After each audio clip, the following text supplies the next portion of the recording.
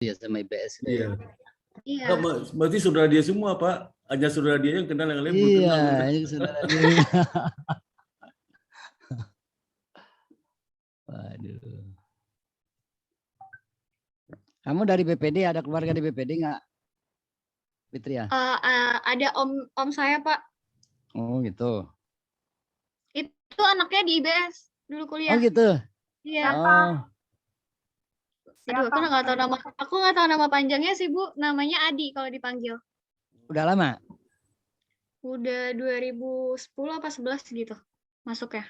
Masuknya 2010, 11 berarti kira-kira 2014-an udah lulus. 7 tahun lalu. Ya. Itu bapaknya orang Bank Bengkulu gitu. Iya, bapaknya kerja di Bank Bengkulu. Ya, ini IBS anunya nih gimana ya pemasarannya nih? Ini pemasarannya mesti BPD Kak Bapak Bukis dulu, Pak. Iya, kayak Pak seperti Bukis itu dulu aja sama Bang diikutin.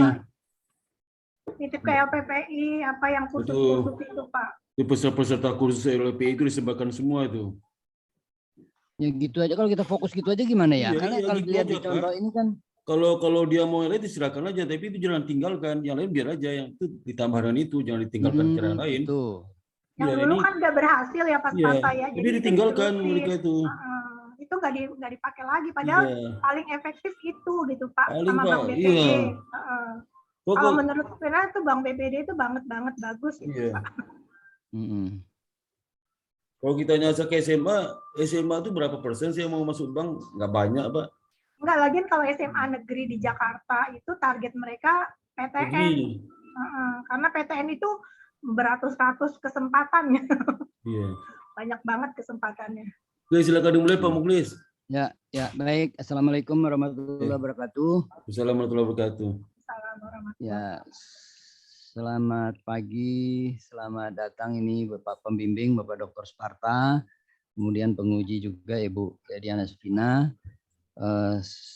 dan Saudara Fitria Nur Rahmadian ya, betul ya? Iya Pak. Iya Pak. Pagi ini akan menyampaikan hasil penelitiannya untuk skripsi, yaitu dengan judul pengaruh good corporate governance terhadap manajemen laba pada perusahaan perbankan di 3 negara, yaitu Indonesia, Malaysia, dan Thailand. Terima kasih kepada akademik ini, siapa nih? Halo akademik, siapa nih? Devita ya? Devita Pak. Ya, Devita untuk me-arrange acara hari ini, dan juga nanti juga saya ada lagi satu lagi kan ya? Iya Pak, jam 12.30 sama anaknya Pak Sparta juga. Habis ini dan satu udah selesai 2 ya? Iya Pak. Oke. Baik, Fitria, saya persilakan kamu mempresentasikan penelitian kamu yang singkat aja, terutama yang bab 4 dan bab 5-nya, sehingga kita bisa discuss lebih jauh mengenai temuan dan kesimpulannya. Silakan dimulai, berdoa lebih dulu. Terima kasih.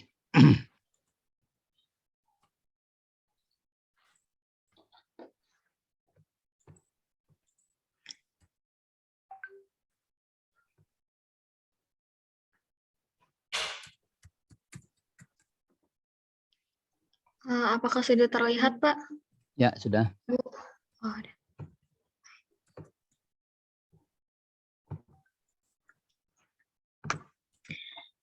Bismillahirrahmanirrahim. Assalamualaikum warahmatullahi wabarakatuh. Salam sejahtera bagi kita semua. Terima kasih atas waktunya kepada Bapak Sparta selaku dosen pembimbing.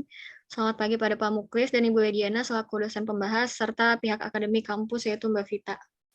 Semoga senantiasa selalu diberikan kesehatan dan kebahagiaan. Perkenalkan, saya Fitriana Rahmadian. Hari ini saya ingin memaparkan seminar hasil yang berjudul Pengaruh Good Corporate Governance terhadap Manajemen Laba pada Perusahaan Perbankan di Indonesia, Malaysia, dan Thailand pada tahun 2015 sampai dengan 2019.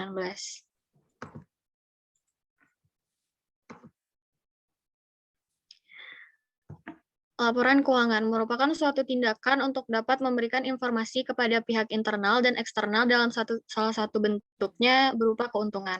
Pada laporan keuangan terdapat manajemen laba yang biasanya mengacu pada kebijaksanaan manajemen pada pelaporan laba. Kebijaksanaan manajemen ini dapat berasal dari perspektif oportunistik yang mungkin bertentangan dengan prinsip perusahaan ataupun dari perspektif efisiensi kontrakting.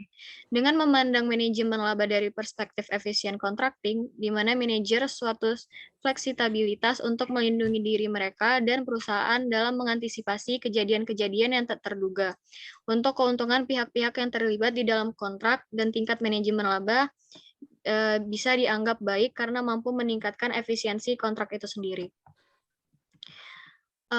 Berdasarkan jurnal Gensler and Lim di tahun 2019 menjelaskan bahwa laba rugi suatu perusahaan itu tidak luput dari adanya tindakan manajemen laba, yang dimana tindakan tersebut bertujuan untuk menyeimbangkan berbagai kepentingan.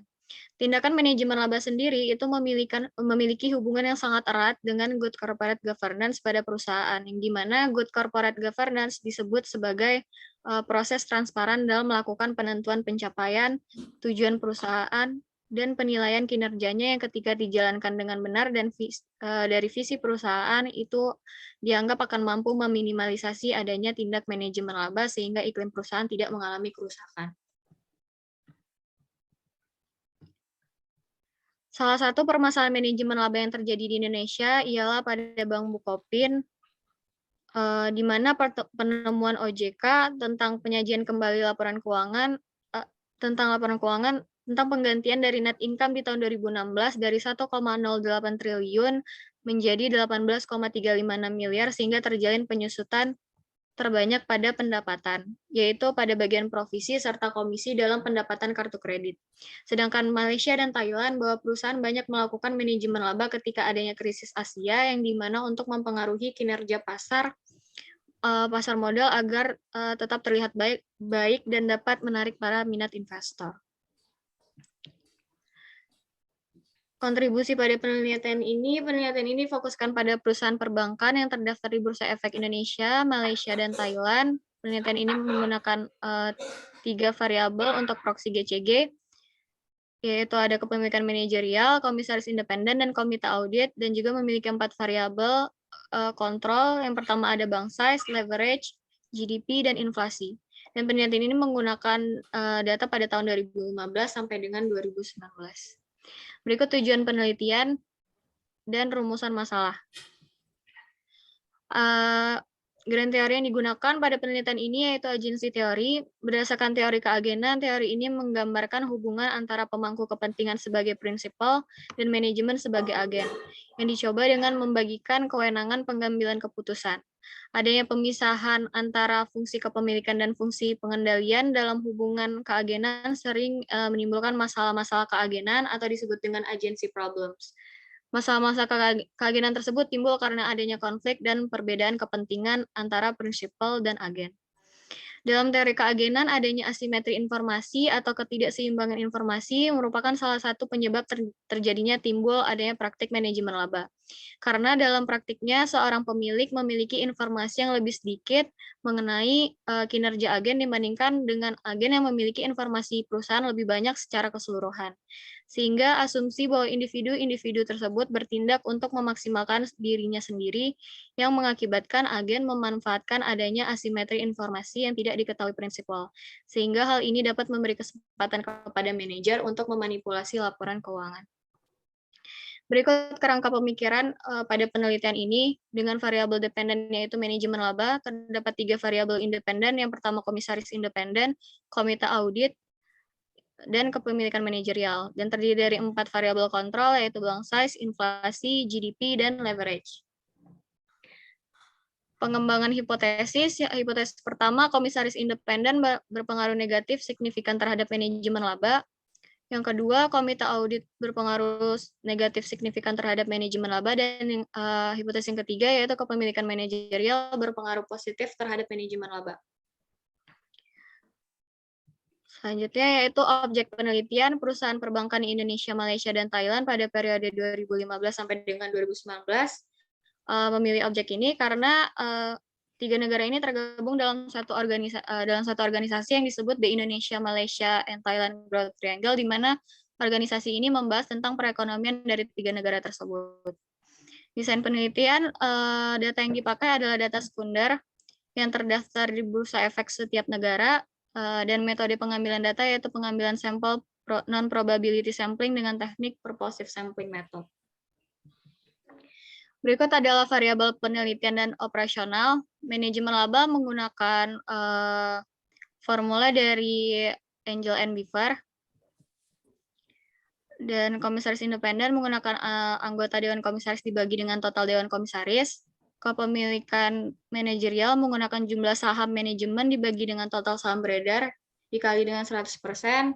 Dan komite audit itu menggunakan jumlah dari komite audit. Leverage itu menggunakan total hutang dibagi dengan total aset. Dan variabel selanjutnya itu ada GDP, bank size, dan inflasi. Teknik pengolahan data yaitu analisis statistik deskriptif penelitian ini menggunakan IView 9 sebagai media alat pengolahan data. Model penelitian ini menggunakan metode regresi linear berganda dengan analisis data panel. Selanjutnya berikut adalah bentuk regresi pada penelitian ini. Perbaikan setelah seminar proposal itu yang pertama adalah mengganti model Jones menjadi model Angel and Beaver, menambahkan penjelasan mengenai efficient contracting dalam positive accounting theory, dan yang ketiga menambahkan positif dan negatif pada kerangka penelitian. Hasil sampel penelitian terdapat 60 perusahaan dari 3 negara yang dikurang dengan perbankan yang belum IPO sebanyak 2 dan 2 bank lagi yang tidak memiliki kelengkapan data. Sehingga jumlah perusahaan yang diteliti adalah sebanyak 56, sehingga total sampel perusahaan sebanyak 280, di mana 56 bank dikali dengan 5 tahun periode. Setelah melakukan pengolahan data, melakukan outlier sebanyak 17, sehingga total observasi setelah di outlier ada 263 observasi. Berikut hasil statistik deskriptif dari hasil penelitian ini, yaitu manajemen laba dengan nilai min sebesar 2,769175 dan standar deviasi 1,0273, di mana nilai min lebih besar dibandingkan standar deviasi, maka dapat dikatakan bahwa variabel ini tidak mengalami penyimpangan data. Komisaris independen itu memiliki min lebih besar dibandingkan standar deviasi, yaitu 0,6882 untuk min dan standar deviasi sebesar 0,301727, di mana dapat dikatakan juga bahwa komisaris independen pada variabel ini tidak mengalami penyimpangan data. Selanjutnya yaitu komite audit dengan nilai min sebesar 3,73 dan standar deviasi sebesar 1,145, maka dapat dikatakan bahwa komite audit tidak mengalami penyimpangan data. Selanjutnya yaitu komisaris independen min sebesar 0,02 dan standar deviasi sebesar 0,12, maka dapat dikatakan bahwa kepemilikan manajerial mengalami penyimpangan data. Selanjutnya itu ada bank size. Bank size itu dengan min sebesar 29,819 dan standar deviasi sebesar 3,154, maka dapat dikatakan bank size tidak mengalami penyimpangan data. Selanjutnya yaitu inflasi dengan min sebesar 3,136 dan standar deviasi sebesar 1,7995, maka dapat dikatakan bahwa inflasi tidak mengalami penyimpangan data. Selanjutnya yaitu variabel GDP dengan min sebesar 4,753 dan standar deviasi sebesar 0,69008, maka dapat dikatakan bahwa variabel GDP tidak mengalami penyimpangan data.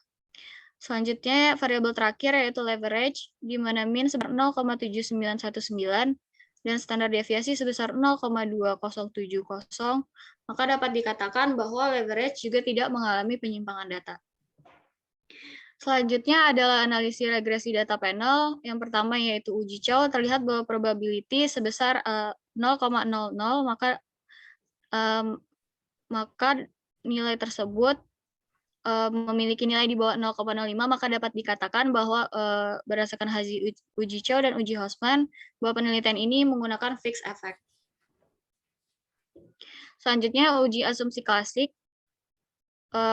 Terlihat pada tabel bahwa Jarque-Bera probability penelitian ini sebesar 0,053854, maka dapat dikatakan bahwa data pada penelitian ini berdistribusi dengan normal. Selanjutnya yaitu uji multikolinearitas. Terlihat bahwa di tabel tidak terdapat angka melebihi dari 0,8, maka dapat dikatakan bahwa penelitian ini terbebas dari adanya multikolinearitas. Selanjutnya yaitu uji heterokedastisitas. Dari nilai probability terlihat bahwa pada penelitian ini tidak terdapat nilai di bawah 0,05, maka dapat dikatakan bahwa penelitian ini terbebas dari adanya heterokedastisitas. Berikut uji autokorelasi pada penelitian ini dengan Durbin Watson 1,519418 dengan jumlah observasi sebesar 263 dan jumlah variabel independen dan jumlah variabel itu ada 7 dengan DL 1,50934 dan DU 1,8945, maka dapat dikatakan bahwa penelitian terbebas dari uji autokorelasi. Selanjutnya yaitu uji persamaan penelitian. Komisaris independen itu tidak berpengaruh terhadap manajemen laba.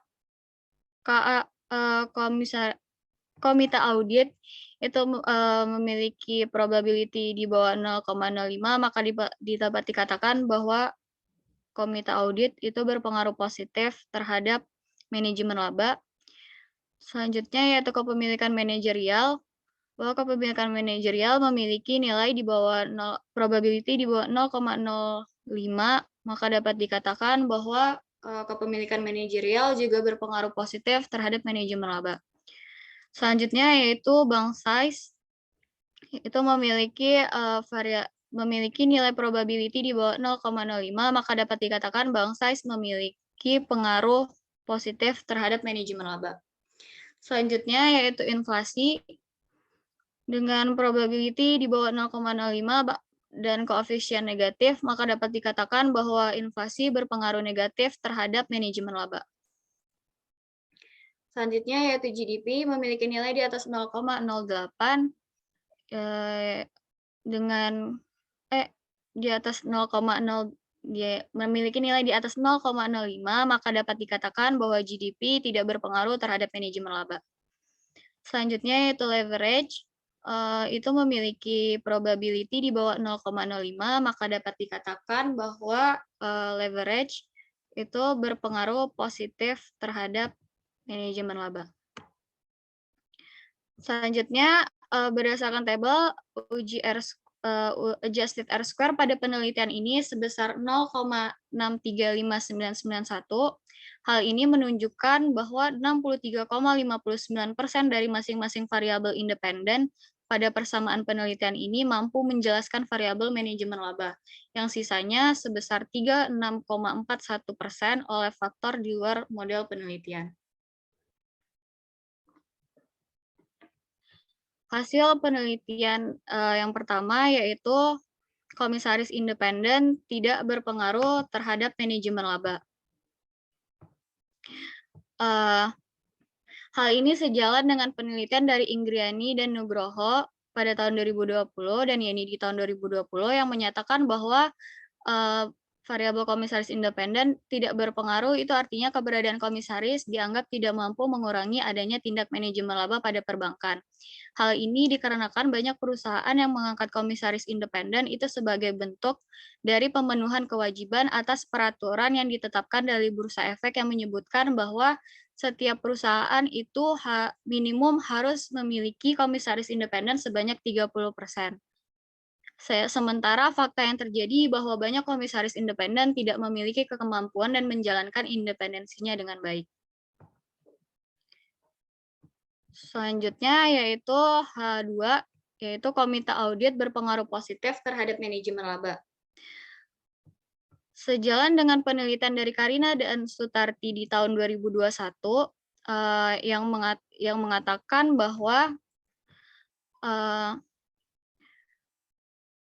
keberadaan komite audit itu tidak terbukti efektif dalam mengurangi manajemen laba. Hal ini diduga disebabkan karena pengangkatan komite audit di dalam perusahaan hanya dilakukan untuk pemenuhan dari regulasi saja, tetapi tidak dimaksudkan untuk menegakkan adanya good corporate governance di suatu perusahaan. Dan juga perusahaan juga memandang pembentukan komite audit ini hanya sebagai mandatori atau komite audit ini melakukan tugasnya hanya untuk menggugurkan kewajiban perusahaan saja, sehingga kinerja dan fungsi pengawasan dari komite audit sendiri belum berjalan secara maksimal. Dan juga selain itu, kemungkinan bahwa komite audit itu belum berfokus pada permasalahan pembentukan tata kelola perusahaan yang baik sehingga belum bisa menghilangkan masalah-masalah perusahaan yang mengarah kepada praktik manajemen laba. Selanjutnya yaitu H3. Kepemilikan manajerial itu berpengaruh positif terhadap manajemen laba. Hasil penelitian ini sejalan dengan Karina dan Sutarti di tahun 2021 dan Budiono di 2005 yang menyatakan bahwa semakin tinggi tingkat kepemilikan saham oleh pihak manajemen, semakin tinggi pula kemungkinan praktik manajemen laba dalam perusahaan. Hal ini disebabkan manajer mempunyai kepentingan pribadi, yaitu adanya return yang diperoleh dari kepemilikan sahamnya pada perusahaan. Dengan demikian, manajer mempunyai kesempatan dalam melakukan manipulasi laba, baik dalam bentuk menurunkan laba atau menaikkan laba. Selain itu juga dengan tingkat kepemilikan manajerial yang tinggi, itu dapat berdampak buruk terhadap perusahaan karena dapat menimbulkan adanya masalah pertahanan. Yang berarti jika kepemilikan manajerial yang tinggi, para manajer memiliki posisi yang kuat untuk melakukan kontrol terhadap perusahaan karena manajer memiliki lebih banyak informasi mengenai perusahaan, sehingga pemegang saham eksternal itu akan mengalami kesulitan untuk mengendalikan tindakan manajer. Dengan kata lain, kepemilikan manajerial belum dapat menjadi mekanisme good corporate governance yang seharusnya dapat menekan adanya tindakan manajemen laba. Kesimpulan dari penelitian ini yang pertama yaitu komisaris independen tidak berpengaruh terhadap manajemen laba pada perusahaan perbankan. Hipotesis yang kedua yaitu komite audit berpengaruh positif signifikan terhadap manajemen laba pada perusahaan perbankan. Dan hipotesis ketiga yaitu kepemilikan manajerial berpengaruh positif terhadap manajemen laba pada perusahaan perbankan. Implikasi manajerial, perusahaan sebaiknya lebih mampu memperhatikan lagi pentingnya kualitas dari komisaris independen sebelum mengambil keputusan. Terus perusahaan juga agar lebih memperhatikan lebih lanjut terkait jajaran tertinggi karena para investor memperhatikan gaya bagaimana kepemimpinan manajemen untuk berinvestasi. Dan juga perusahaan juga harus mampu mempertahankan dan mengembangkan pemanfaatan sumber daya komite audit agar menambahkan value added dengan memberikan pelatihan kepada para komite audit.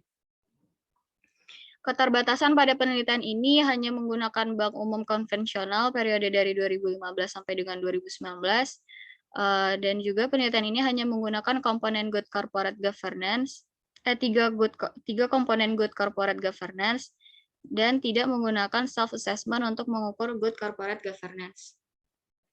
Saran pada penelitian ini, saran untuk penelitian ini yaitu penelitian selanjutnya dapat menggunakan self-assessment untuk mengukur good corporate governance. Penelitian dapat menambahkan sampel perusahaan yang digunakan untuk penelitian selanjutnya. Dan yang terakhir, penelitian selanjutnya dapat menggunakan model terbaru dalam mengukur manajemen laba. Sekian presentasi dari saya. Mohon maaf apabila ada kesalahan. Assalamualaikum warahmatullahi wabarakatuh.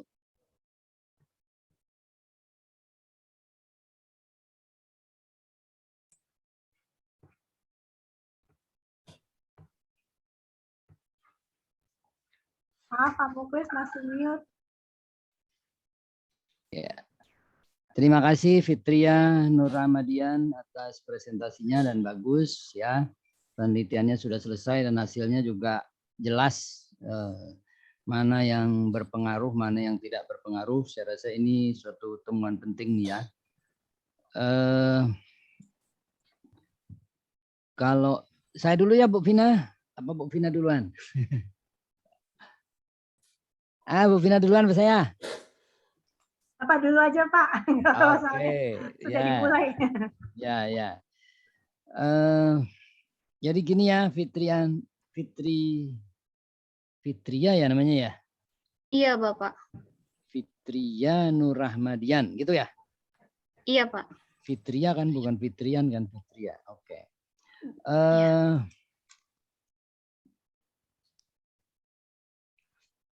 Jadi ini bagaimanapun ini kan temuan ya. Jadi Iya, Pak. ini sudah bagus itu. Nah, saya rasa yang perlu dilakukan lebih lanjut itu adalah dianalisis lebih lanjut. Jadi mungkin di saran penelitian selanjutnya aja.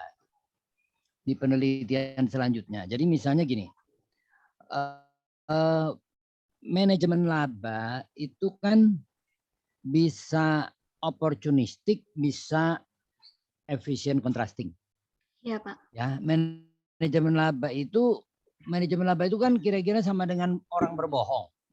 Ya. Ya enggak? Manajemen laba itu kan sama dengan orang berbohong. Nah, bohong itu ada 2 macam, Fitria. Tahu enggak bohong ada 2 macam? Iya, Pak. Apa coba ya? Iya Pak. Bohong untuk kebaikan sama bagus. bohong ini. Ada namanya white lie. Oh, ya. White lie, bohong putih. Jadi bohong putih itu bohong yang tujuannya bagus. Artinya kalau nggak dibohongin orang itu malah keliru. Jadi orang yang kita bohongin itu malah beruntung kita bohongin. Karena kalau nggak kita bohongin dia mengambil keputusan jadi keliru. Nah itu namanya white lie. Nah jadi itu mungkin yang salah satu menjadi sebab temuan kamu tuh seperti ini. Tapi kalau kamu hanya berpikir bahwa manajemen laba selalu bohong hitam, ya jadinya kesimpulanmu jadi seperti itu gitu loh. Ngerti nggak? Ya, tapi kalau kamu sadar bahwa ini mungkin bohong putih gitu, berarti kan si manajemen apa tadi? Apa aja tadi yang tadi? Nggak apa saya satu-satu apa tuh? Komisaris independen apa tadi? Tidak berpengaruh. Tidak berpengaruh. Komisaris independen tidak berpengaruh. Terus komite audit tadi gimana? Kepemilikan manajerial berpengaruh kan? Berpengaruh positif, Pak. Berpengaruh positif. Nah ini mungkin dia membantu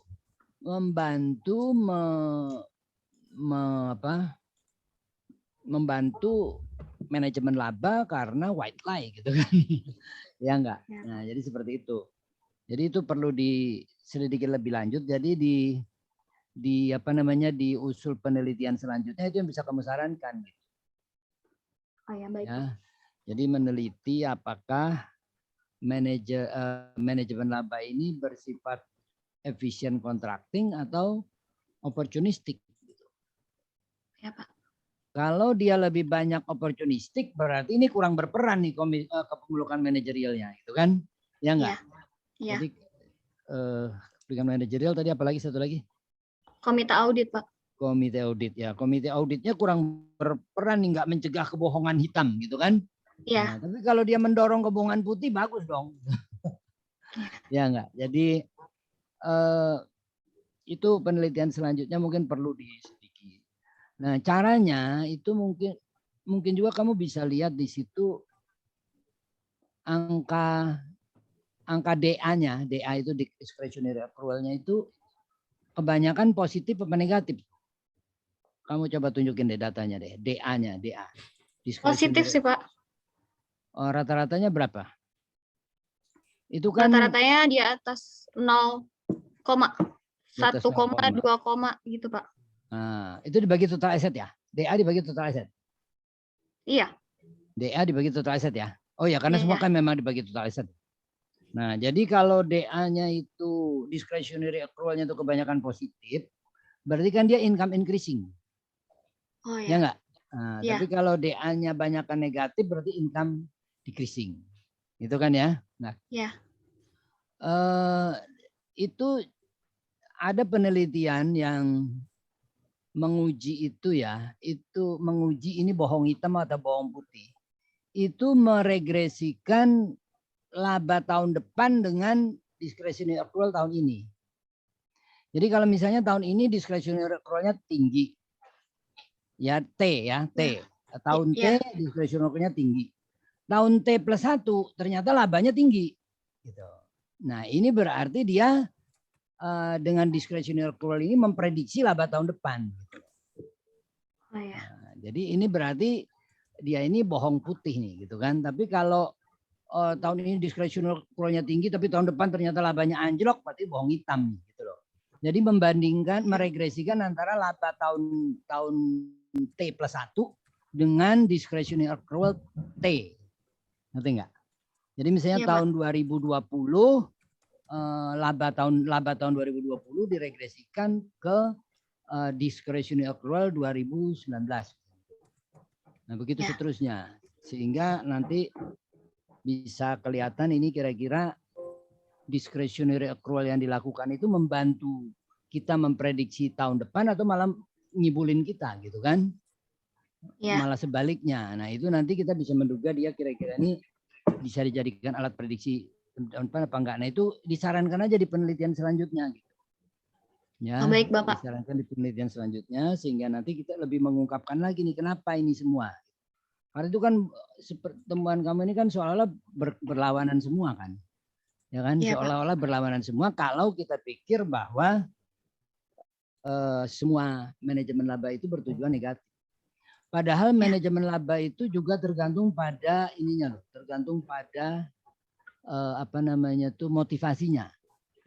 Tergantung pada motivasinya. Kalau bank-bank lagi labanya rendah atau labanya lagi minus, nah itu dia cenderung akan melakukan income increasing. Oh, ya. Nah, tapi kalau labanya lagi tinggi, mungkin dia pengen nabung. Tahun ini laba saya nggak usah dilaporin tinggi-tinggi. Biar tahun depan kalau laba saya kurang bisa pakai laba tahun ini saya pakai di tahun depan gitu kan. Kan bisa tuh misalnya harusnya dia debit biaya kredit kas, dia debit aset kredit kas gitu kan. Ya kan? Iya. Harusnya debit biaya debit aset kredit kas, dia debit biaya kredit kas sehingga laba tahun dia turun gitu kan. Laba turun supaya laba tahun depan naik misalnya gitu. Nah, seperti itu atau sebaliknya. Nah, itu bisa jadi dilakukan. Nah, itu mungkin saja dia lakukan untuk manajemen laba sehingga kita perlu teliti lebih lanjut. Itu aja di saran-sarannya seperti itu. Ya, jadi Baik, jangan Pak. kamu nih ya gimana ya tadi saya tuh jahat banget gitu loh, langsung nuduh ini milih komisaris independennya gitu loh. Wah, itu komisaris independen itu kalau baca bisa mana dia itu orang-orang hebat kadang-kadang itu komisaris independen. Saya juga mau komentar itu Pak tadi. Ya. Jadi makanya dilihat berbagai kemungkinan gitu kan. Saya rasa mereka milih komisaris independen juga nggak sepenuhnya ini loh. Ya contohnya kemarin apa tuh yang rektor UI ya, rektor UI jadi komisaris independen BRI. Iya, BRI. BRI itu kan pasti dia nggak sembarangan tuh rektor UI dia pilih jadi komisaris, ya kan? Sampai terus akhirnya nggak boleh sama UI gitu kan? Pasti nggak sembarangan dia milih komisaris itu gitu kan? Nah nggak semua lah jelek waktu dia milih komisaris. Ya, oke? Iya Pak. Nah, itu iya baik Pak. Saya ya. Terima kasih ya. Makasih Pak. Silakan Ibu Lidiana Sufi. Ya, makasih Pak Muklis, Pak Sparta. Ya, ini saya nyambung Pak Muklis juga ini Pak. Soalnya di BNI juga gitu, komisaris independennya itu Pak Agus Martowardoyo. Agus Marto lagi, gila nggak tuh? Mantan Menteri Keuangan ya Pak? Marto. Iya. Pas bilang gitu saya langsung mantan Gubernur BI, Bank Mandiri kan segala macam, dibilang Direktur Mandiri. Kurang bagus apa gitu loh Pak. Sejak Pak Agus ini Pak benar-benar diubek-ubek semuanya kan, dibenahin. Jadi nggak mungkin itu salah gitu, benar Pak Muklis. Ya jadi mungkin diperhalus aja, benar ini analisisnya terlalu aduh ya. Kalau misalnya bukan bank atau BPR mungkin bisa aja sih ngomongin ini bank pemerintah juga masuk, bank besar masuk ya Fitria ya karena ini subskripsinya dibaca berbagai pihak ya, itu diperhalus aja ini bahasanya. Baik Ibu. Tapi ini bertolak belakang dengan yang kemarin ujian ya, Sela ya. Kalau nggak salah Sela ini justru komite auditnya ya. Kalau Sela dependennya apa kemarin Sela itu? ROA katanya. Sela window dressing, Pak. Window ya. dressing ya, window dressing. Ya, window dressing. Kalau ini manajemen laba, ya benar. Iya. Sama sih sebenarnya komisaris audit juga tidak berpengaruh, cuman kemarin tidak Dependen variabelnya beda, Bu. Dependen variabelnya beda. Enggak, cuman kemarin tidak berpengaruh juga kan, tidak signifikan, tapi dibilang sama Pak Mukli sarannya kan diperhalus, tidak berpengaruh langsung. Tapi kalau langsung memang tidak berpengaruh, tapi ada pengaruhnya, tapi apabila ada faktor moderasi gitu ya. Jadi bukannya nggak berpengaruh untuk komite audit. Nah itu kesimpulan Sela itu seperti itu, mungkin bisa dipakai juga untuk kontak-kontak Sela deh, kontak-kontak Sela. Nah, iya, kayaknya samaan deh ini dia satu kelompok, satu geng sepertinya ya. Oh iya. Iya Pak. Iya Bu, satu geng.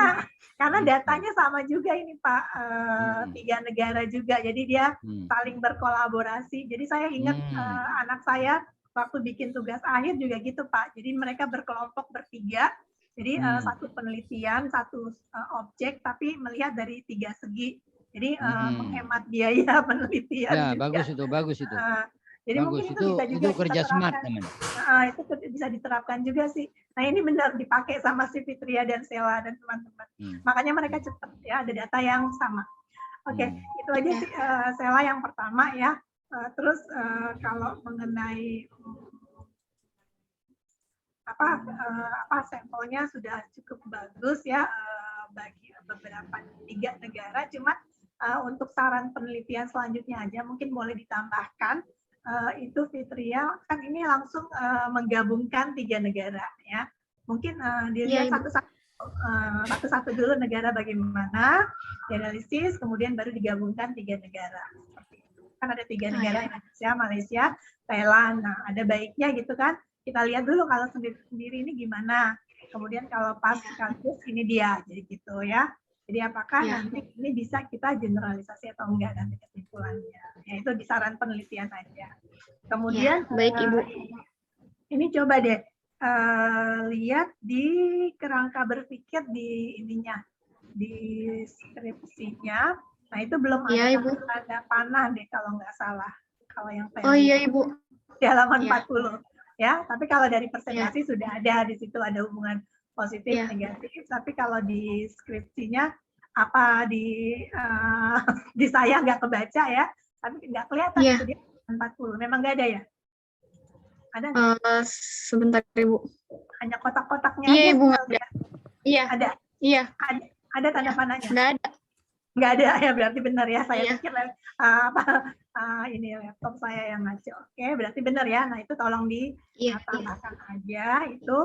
Baik. Kemudian selanjutnya di kata pengantar sih, karena kan begitu buka saya langsung buka kata pengantar tuh. Nah di situ yang wakil 3-nya itu mungkin belum ada namanya ya Pak Sparta ya? Iya, belum ada. Belum ada namanya itu aja. Baik Ibu. Memang ini cukup bagus ya Fitria, karena kalian ngerjainnya bareng-bareng, kelihatan bagus dan hasil analisisnya. Cuman ya itu bahasanya di ini kan. Iya Ibu, baik Ibu. Kan satu cuma satu kan, kalau yang 2 lagi kan berpengaruh, jadi bahasanya sudah oke lah gitu ya. Okay. Cuman coba deh balik lagi ke hipotesisnya deh. Hipotesis penelitiannya itu. Baik Ibu, sebentar Ibu. Tapi itu tidak ada yang berpengaruh negatif ya hipotesisnya, yang mana itu coba deh. Berpengaruh negatif variabel kontrolnya Ibu. Enggak, yang ini, yang hipotesisnya dulu, yang kerangka berpikir tadi. Yang enggak ada. Sebentar Ibu.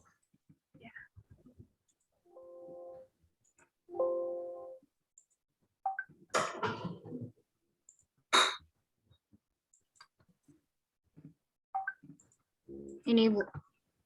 Enggak, yang ada gambarnya aja, coba yang kerangka berpikir. Nah, ini dia. Nah, ini kan. Oke, kalau hipotesis 1 kan kita hasil penelitiannya unsignifikan, oke ya, tapi negatif kan ini. Nah, ini yang kedua ini. Kedua kan hipotesis sementaranya komite audit mempunyai hubungan yang negatif dengan manajemen laba. Nah, sekarang hasil penelitiannya Fitria itu hasilnya positif dua-duanya kan? Yang A2 dan A3. Pengen jelasin aja sih, dengar penjelasan dari Fitria aja. Oh, saya jelasin yang ininya ya, Bu? Yang komite auditnya? Ya, kan kalau hipotesis sementara kan hubungannya negatif. Nah, sekarang kan hasilnya positif. Gimana Fitria menjelaskan? Oh, baik Ibu. Sebentar ya Ibu. Ada kok deskripsinya, cuman saya pengen ini aja. Apakah sudah apa yang diterangin sekarang? Oke, silakan. Iya. Jadi dari komite audit kan ya Bu ya? Ya, yang negatif itu kan yang beda. Kalau yang beda. Komisaris independen kan tidak signifikan, ya udah nggak masalah. Kemudian manajerial sama hipotesis sementara dengan hasil penelitian. Nah, ini kan ada yang beda nih. Nah, ini berarti ada apa gitu. Ya.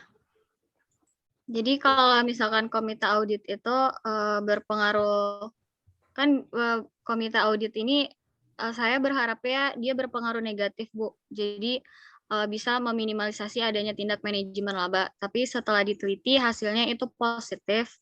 Karena jadi dari penelitian sebelumnya banyak bilang kalau misalkan dari peraturan pembentukan komite audit ini itu dipandang hanya sebagai mandatori atau melakukan tugasnya itu hanya untuk menggugurkan kewajiban perusahaan saja.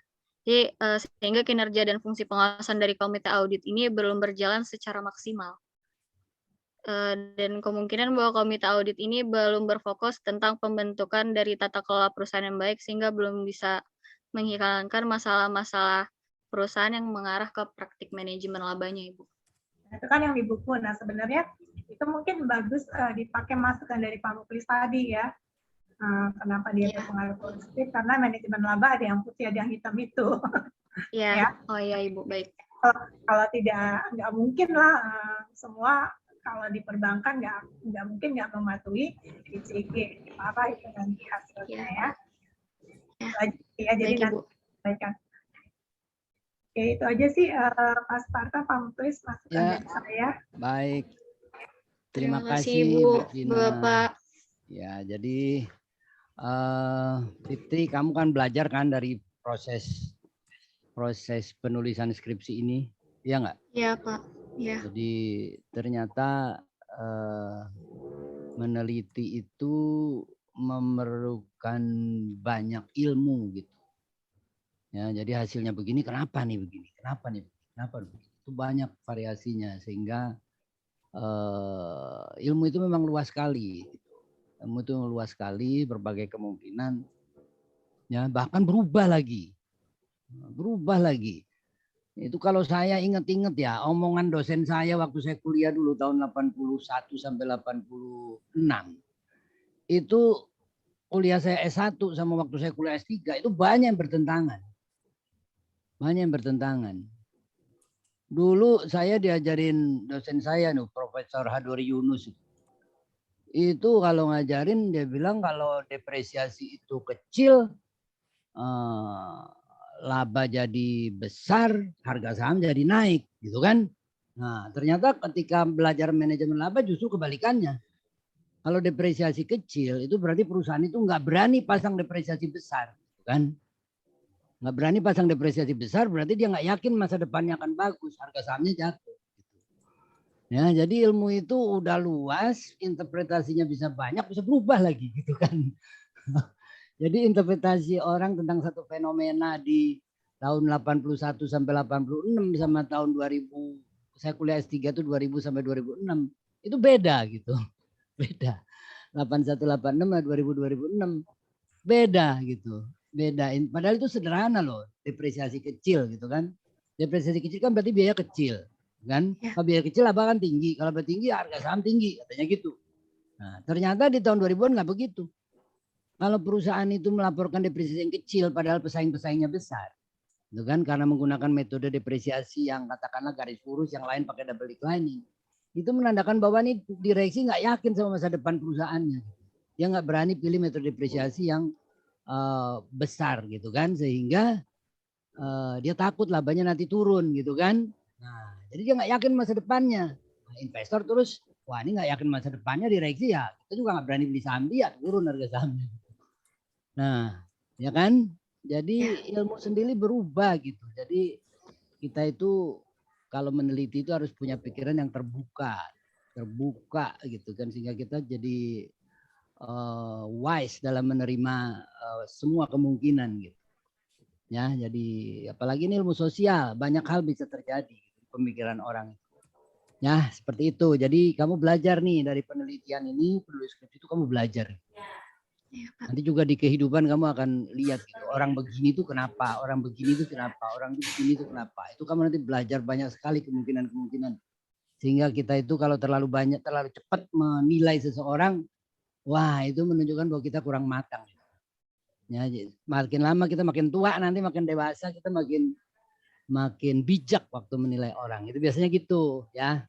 Kamu ingat aja kata-kata saya. Nanti kalau kamu udah makin tua, kamu baru bisa manggut-manggut kadang-kadang gitu ya. Saya juga waktu seumuran kamu juga kayak kamu juga gitu. Ya gitu ya Fitria ya. Iya Pak. Sekarang kita dengarkan nih pembimbing kamu nih. Silakan Pak Dr. Sparta.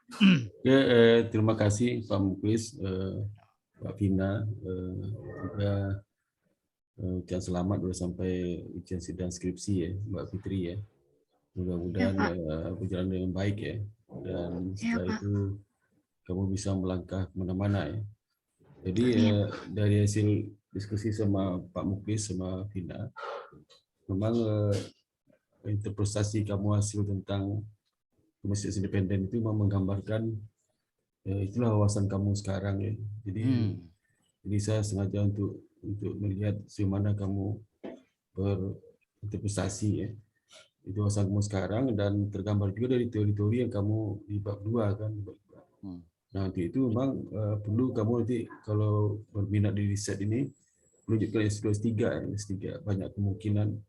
Dan juga ada satu lagi di samping kamu belajar S1, S2, S3, sen praktek kamu harus cukup kuat juga ya.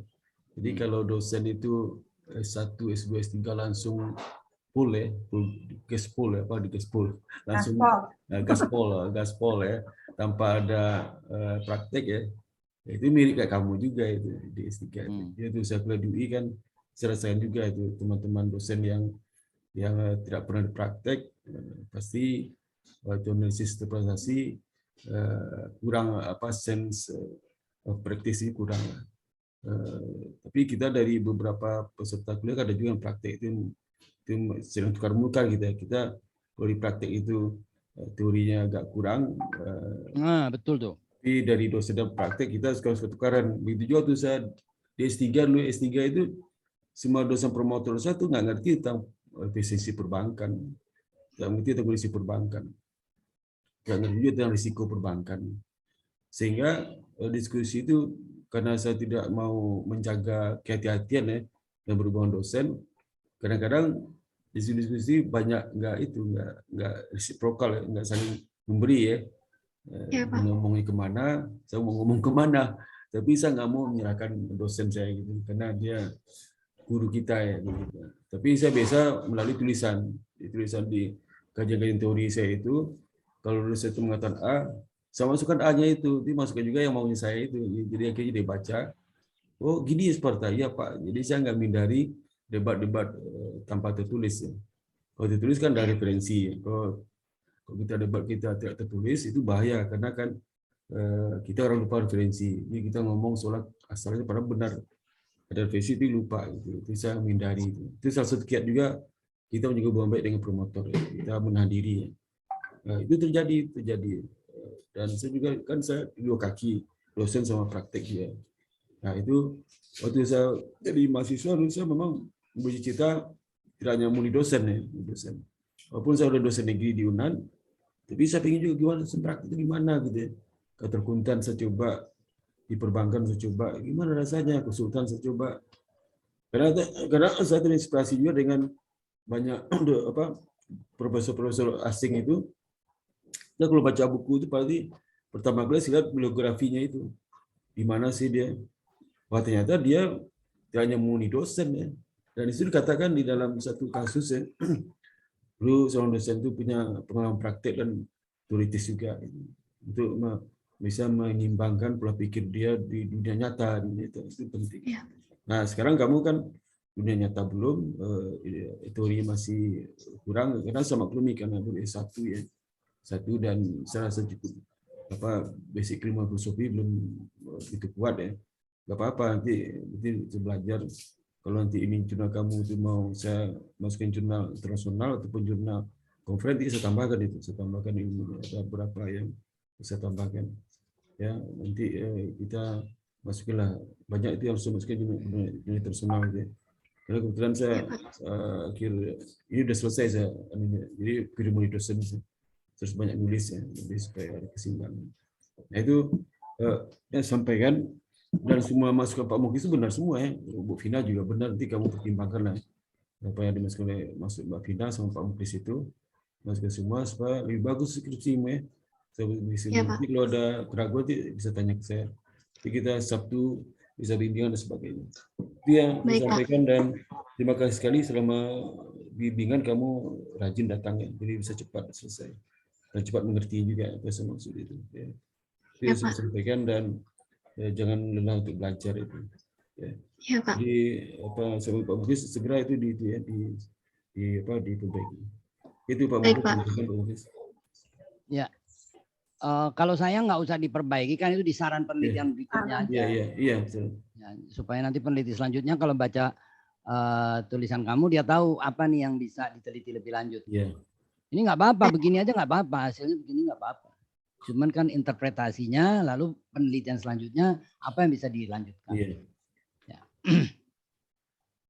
Baik, Pak. Ya. Ya, saya rasa cukup ya. Kamu kan udah dapat masukan juga ya, Fitria ya. Iya, Pak. Ya, oke. Inilah namanya belajar ya. Jadi penulisan skripsi itu bukan ujian saja ya, dia juga proses belajar gitu. Ya. Karena menulis, karena kita ketemu ini, kamu belajar. Kamu dapat tambahan pengetahuan yang nggak bisa diperoleh kalau cuma kuliah biasa. Gitu ya.